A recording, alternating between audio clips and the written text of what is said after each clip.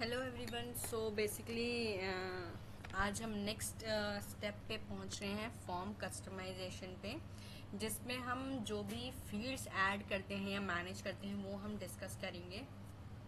पहली जो मेरे पास स्लाइड है वो है set display format for decimal fields.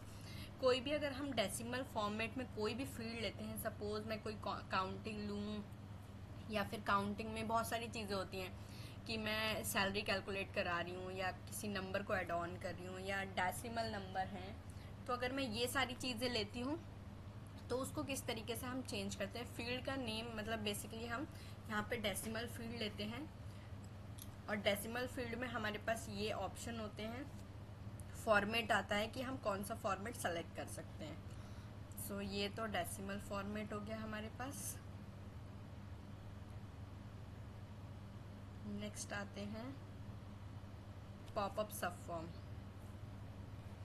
सब फॉर्म बेसिकली सब फॉर्म में हम मल्टीपल रोज ऐड ऑन कर सकते हैं। यहाँ पे कोई भी अगर हम सब फॉर्म लेते हैं तो आइटम है, आइटम नेम है, जैसे हम किसी भी उसका इनवॉइस, अगर किसी एक कस्टमर का इनवॉइस बनाते हैं तो इनवॉइस बेसिकली हम क्या करते हैं, उसमें बहुत सारे आइटम होते हैं तो वहाँ पे हमें मल्टीपल रो चाहिए होती हैं और कैलकुलेशन चाहिए होती है, तो हम इस तरीके से एक सब फॉर्म बना लेते हैं। तो ये यूज़ हमारा सब फॉर्म के लिए होता है। बेसिकली सब फॉर्म बनाते कैसे हैं ये भी हम देख लेते हैं। ये हमारा फॉर्म है,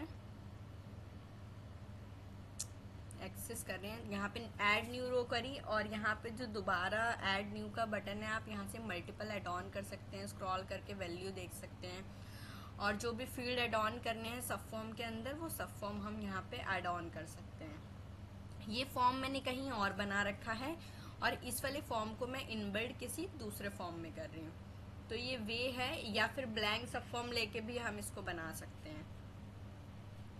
फ़ोन में हमारा इस तरीके से डिस्प्ले करता है ये फॉर्म डेटा। सो ये हमारा सब फॉर्म हो गया। पॉपअप में इस तरीके से दिखाई देता है सब फॉर्म। अंडरस्टैंड फील्ड्स, मैं एक काम कर सकती हूँ।